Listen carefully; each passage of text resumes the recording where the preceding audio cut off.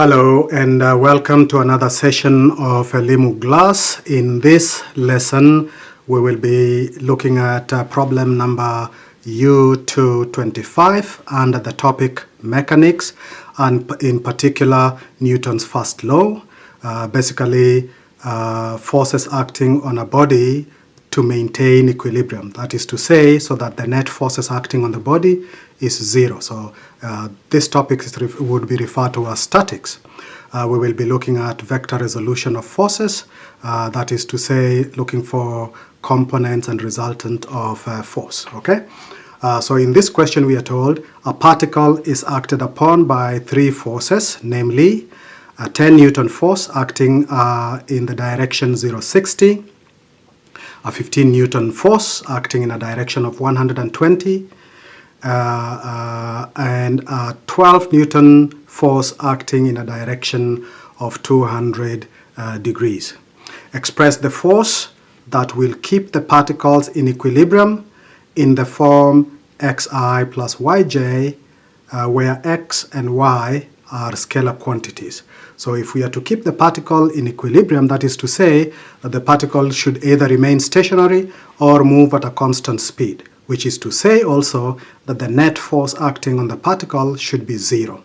Let's see how we'll go about this problem. But before we do so, in case you are on this channel for the first time, please consider subscribing so that you are notified whenever we post a new video.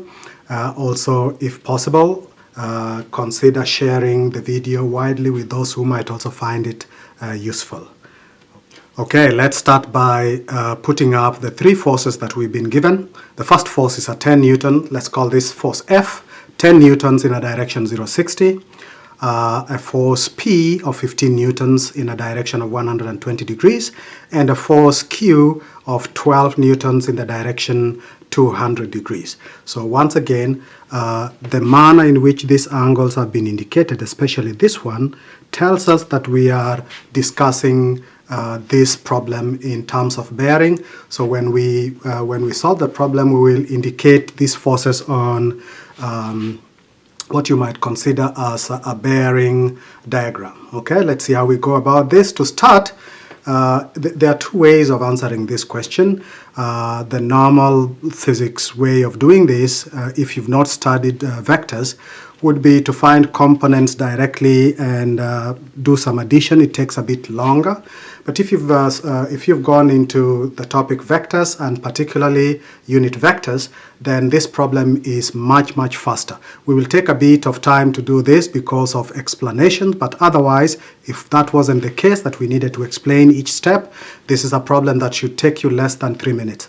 Okay, so we need to express each of these forces in the unit vector notation, that is to say the ij notation, a unit vector. So in the x direction, a vector of magnitude 1 in the x direction is usually symbolized by letter I, and a vector of 1 unit in the y direction is represented by letter J. Okay, so all right, so this would be, you can think of this as the compass, which is to say there is a north here and there is an east, west and south there, which is to say we are discussing this in terms of bearings. So we have a force of 10 Newtons, force F of 10 Newtons in a direction 060. So first of all, we'll start by placing the, indicating the east and the north arrows. So we have the particle at the center, and then we are going to put the direction for east and the direction for north. Okay, and so this particle experiences three forces. There is a force of 10 Newtons acting in a direction 060. Now, because this is bearing, we will not measure angles from the east. We start from there, right? So there is a 0 there, and this is where the 90 is, and then 180, 270 and 360, which is different from what we've done in other areas of trigonometry. All right, so if it is 060, we measure that angle from here, and we are saying we are going 60 degrees in the clockwise direction. So a force of 10 newtons, I'm using the length of the arrow to just approximately represent the magnitude of the force. So that is approximately 10 newtons in a direction of 060. So if you can look at this here, this should be indicating 60 degrees somewhere there. Okay, and if that is 60 degrees, then the angle between our force and the positive x-axis, or the east, that angle there should be 30 degrees. So this is what I mean. So the angle that we have here, this angle should be 30 if that angle is 60. Okay, let's go back. All right, so that is the first force, that is force F. Then we have a force P of magnitude 15 in a direction of 120. So 15, the arrow representing 15 newtons should be slightly longer than this, in a direction of 120. So 120 measured from the north. So you move the clock arm this way for up to 120, and that should bring us somewhere there. So 90, 100, 110, 120. So we expect that arrow to face somewhere along that direction. Let's see how that happens. So there we go, and that's a force of 15 newtons. So remember, the angle from that point there all the way around to that is 120, which is to say that the angle between that yellow arrow representing the force of 15 newtons and the positive x-axis, or the east there, that angle has to be 30 because that is 90 degrees. Okay, similarly, we have a force Q of magnitude 12 newtons in a direction of 200 degrees. So a direction of 200 degrees measured from here, we would have to go all the way, and that would be 180, and then we have to add 20 degrees there. So we'll be going up to somewhere there, and that will be 200 measured from here. And if that is the case, then that means, let's just put it there first. So there it is. So that's the force of 12 newtons. That means the angle with the x-axis there, that angle there should be 70 degrees, okay? Because this is 180 plus 20 to give us 200. So that leaves us with 70 on that side, since this angle here has to be 90 degrees. Okay, so that's how we are reasoning. So I'm going to remove the compass like that. And now what we need to do is to express each of these forces, because what we have here is in terms of magnitude and direction. We want to express the forces in unit vector notation. So to do so, let's start with the 10 Newton force. So we are going to need a tiny triangle here to represent the component, the vertical component and the horizontal component. So this force of 10 Newton has a horizontal component in the positive x direction and a vertical component in the positive y direction. So let's start by drawing a small triangle there, and then what I'm going to do is magnify that triangle. There we go. All right, so for this triangle, remember this was at 60 degrees, so that means this angle here is 30. So this angle is 30, the force is 10 newtons. So 10 newtons there. So 10 newtons there at an angle of 30 degrees, okay? And so what we can do now is to resolve the force. So a force of 10 newtons acting at 30 degrees like that has a vertical and a horizontal component. The vertical component there, using our knowledge of trigonometry, this is a right angle triangle, so that would be the opposite. Opposite of a hypotenuse is 30 degrees.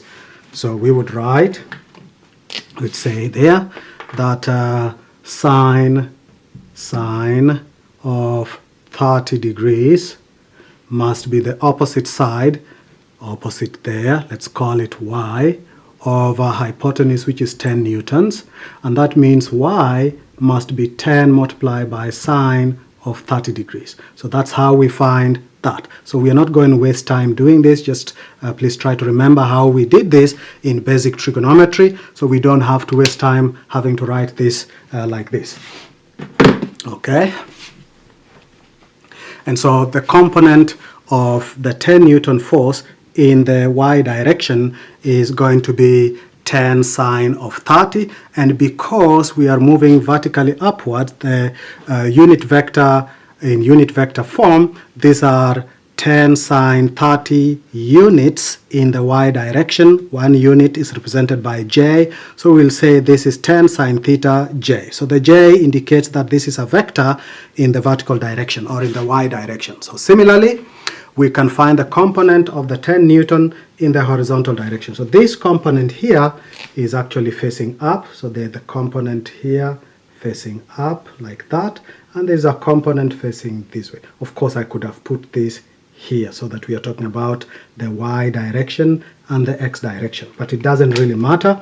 I'm assuming, of course, that those who are looking at this question are already familiar with the idea of finding components of a force. Okay, and so in the horizontal direction, this way the component of the 10 Newton force must be 10 cosine of 30 I, because a unit vector in the x direction is represented by letter I. So therefore we have, so first of all, let's simplify that. Sine of 30 is a half, so 10 times a half j, that is the vertical component, it is positive, and the horizontal component is 10 multiplied by cosine. If this is sine, then this is cosine. Cosine of 30, like that. Cosine of 30 is root 3 over 2, or 0.866. If you multiply by that, we end up with 10 multiplied by root 3 over 2 is going to be about 8.66 later, and unit vector I, like that. And because of that, we can now represent the 10 Newton force at 60 degrees in unit vector form. We can say that F, therefore F must be equal to the horizontal component, which is, if you simplify this is 10 divided by 2 is 5, so 5 root 3I plus 5j there. Okay, we can simplify that further, approximately in decimal places. That gives us 8.66i plus 5j. So we've represented F, so this is in modulus direction form or magnitude direction form, and this is in unit vector notation. So we've represented the 10 Newton force or force F in unit vector notation. All right, so that is how we get, how we change, how we determine the force, or how we calculate the components of a force and represent it in unit vector notation. So that's force F, which is 10 newtons. We do the same with force P. Let's see that. So we go back again, but now we are going to force P, which is 15 newtons. That's this one here. Again, you draw that, put a triangle there. That's a right angle triangle. Now notice that the 15 Newton force has a horizontal component that is positive. It's in the positive x direction, but the vertical component is no longer upwards but downwards, so meaning that it is negative. Okay, so once again, let me draw the diagram. All right, so this triangle here is what I've moved to that position. So I'll remove that. That is 15 newtons, and this was 120 degrees because the force is acting at 120 degrees from the north. That means this angle here has to be 30 because that match is 90 degrees. So this bit here must be 30 degrees, which is to say this is 30 degrees there. So if we make that 30 degrees and remove this so that we can see it clearly, once again we need to find the components of the 15 Newton force. There is a horizontal component there, and there is a vertical component in the negative y direction. So the vertical component must be 15 sine of 30, because 30, that's the side that is opposite. Opposite side is to do with sine. So therefore we talk of 15 sine of 30, but it is negative because the arrow must be facing downward. And so that is negative 15 sine of 30. J, because J is the y direction. Okay, so negative 15 sine 30. Sine 30 is a half, so this is basically minus 15 over 2, or 7.5 J. Okay, can remove that and put the right value. So minus 15 times a half J. Similarly, we look for the component of 15 in the y in the x direction there like that, and that's going to be 15 cosine of 30. Cosine of 30 is root 3 over 2, so therefore 15 cos 30 I, because we are talking about the horizontal direction, cos 30 is root 3 over 2. If you put that together, you get 15 root 3 over 2, which we will also simplify later. So 15 times root 3 over 2I. And that means that the force P can now be expressed as 15 root 3 over 2I plus, but it's actually minus there, so minus 15 over 2J, or yes, 15 divided by 2J, like that. We can simplify that or write it in, approximate it in decimal places. I'm using 2 decimal places, and so that becomes 12.99. So 15 root 2 multiplied by root 3 will give you 12.99 approximately, minus 7.50J. Okay? That is the 15 Newton force acting at 120 degrees expressed in unit vector notation. All right? We do the same with force Q to express Q also in unit vector notation. If we do that, now we are looking at that 12 Newton force. Now you notice it has a component. Both components are in the negative direction, right? So the component here, y component is negative, and the x component is also negative. All right, we put that triangle there, and we want to draw a similar triangle out there. All right, and because this angle here we've determined is 70 degrees, so we will put 70 degrees together with the 12 Newton there. That angle is 70 degrees. And so we can look for the component in the x and in the y direction. So there is a component in the negative x direction there, and a component in the negative y direction. The component in the negative y direction has to be 12 multiplied by sine of 70, and it is negative. So it's minus 12 sine 70 j. Okay, because that's the y direction. Okay, let's see. So minus 12 sine 70j, negative because the force is acting in the negative y direction. Okay, and because we are talking y direction, we use the unit vector j for y direction. All right. Similarly, first of all, we can simplify this, I think. If we simplify that, we get negative 12 times 0.940, that is sine of 70 degrees, is approximately 0.940. All right. Now, similarly, we can find the horizontal component, which is also in this direction. It's also going to be negative. It's going to be 12 cosine of 70 I. Okay, so you can put that there. 12 cos 70 I, which is the same as 12 multiplied by 0.342 I, and it is also negative. I haven't put negative sign there, but notice that that is also a negative value. I can put that quickly there. So that is also a negative value.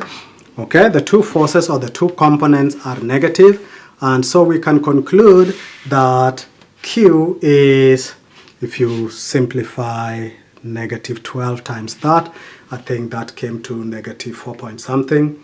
So minus 4.1 I, and this is also negative, which came to negative 11.28 J. So force Q in unit vector notation is minus 4.1 I minus 11.28 J newtons, like that.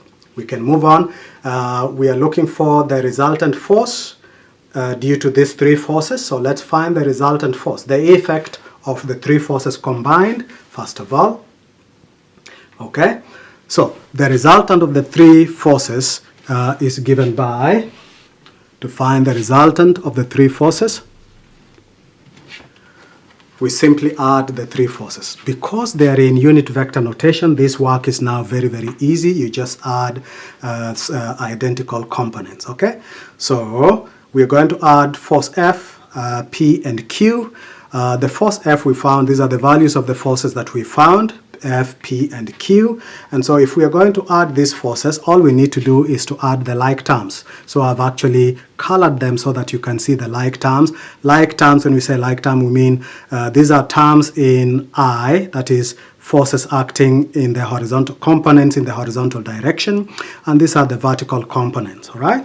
So if we're going to find the sum, which I'm calling that resultant force R, if we're going to do that, then we just need to add these three forces. If we add 8.6 and 8.66 plus 12.99 plus negative 4.1, we will get that. So this gives us a result of that. Please check it out and see that this is the correct sum if you add those three. Similarly, if you add these, you get up with a resultant of negative 13.78, and this is the resultant force acting on the particle due to those three forces. Okay? So when the three forces act on the particle, the effective force acting on the particle is this, and this is when it is expressed in unit vector notation. Let's make this a little bit clearer by looking at it on the diagram. What we are saying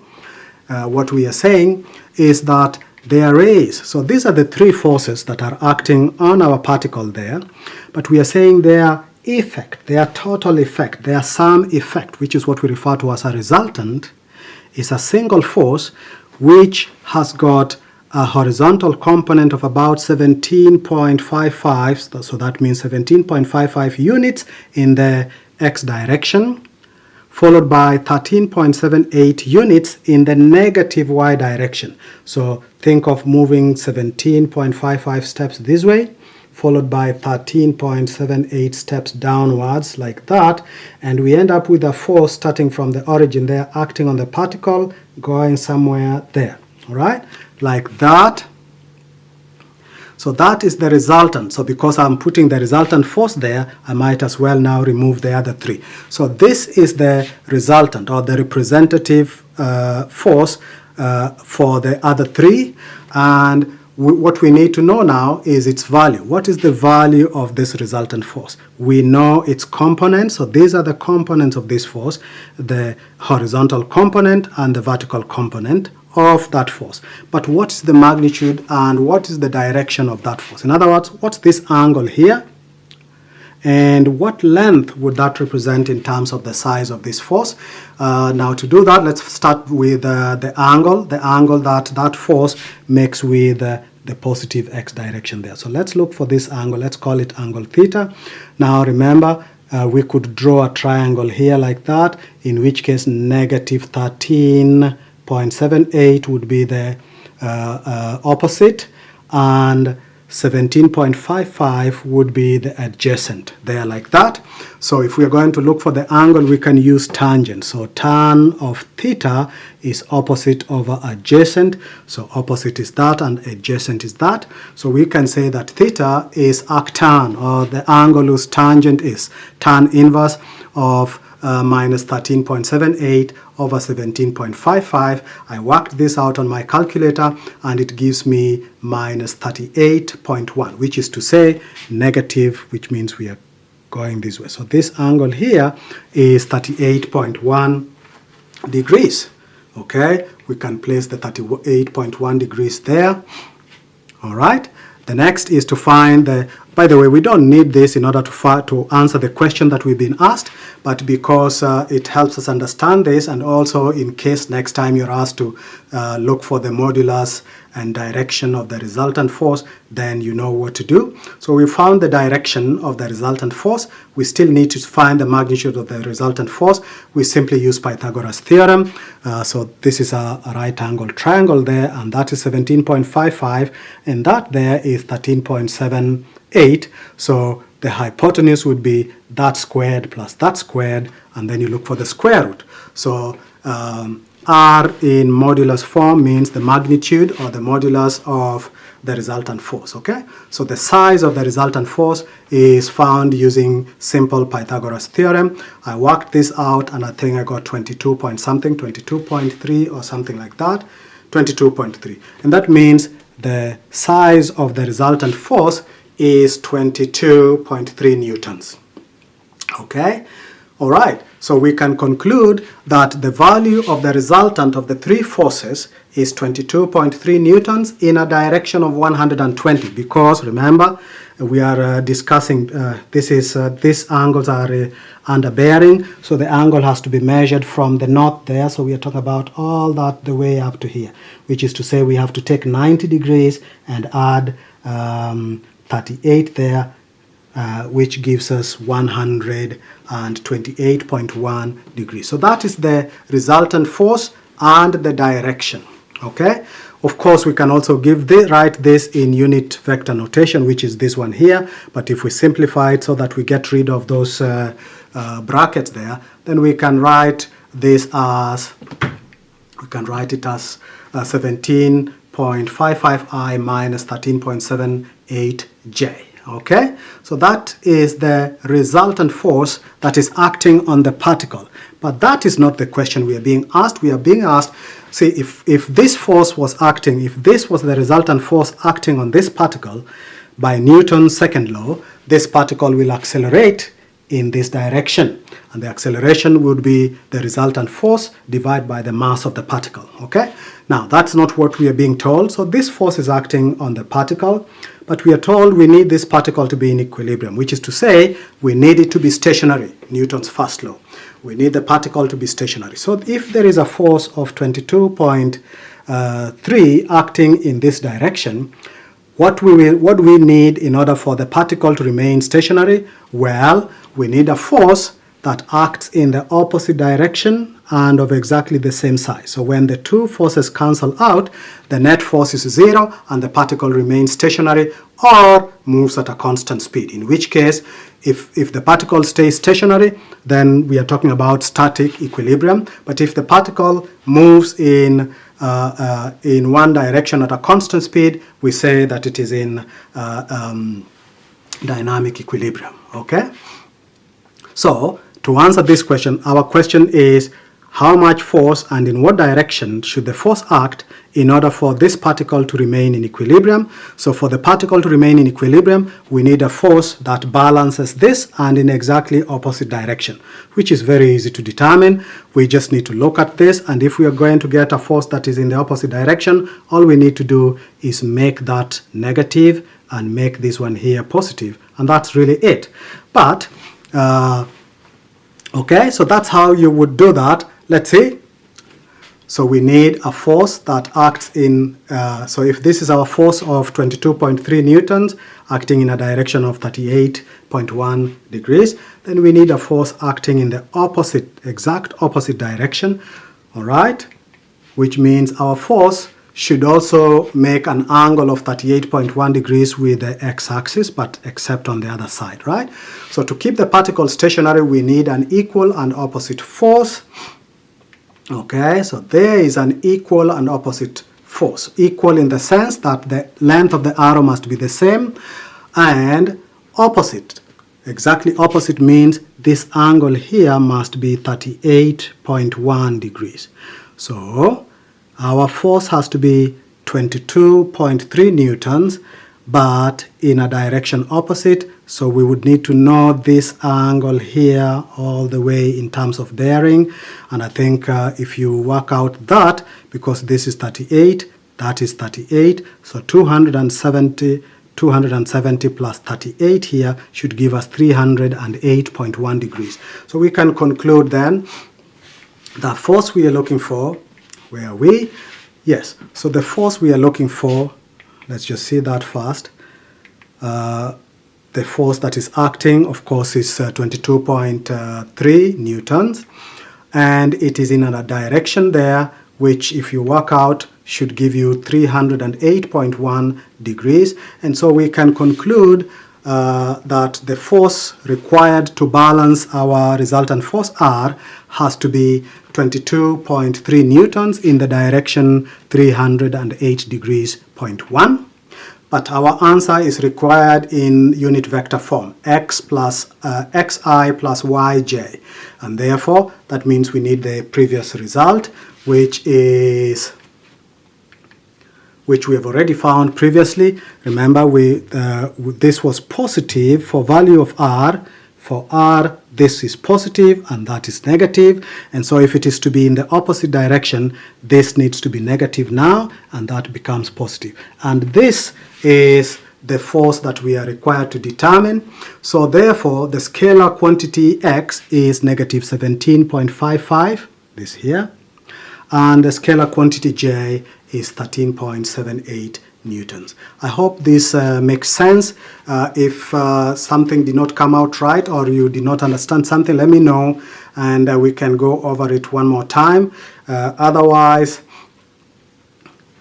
this is the end of this particular lesson. I hope you enjoyed that. If you have any other question related to things like this, please let me have that and I will be able to take you through the solution process. Okay, once again, share the video widely with someone else who might find it useful. Thank you very much.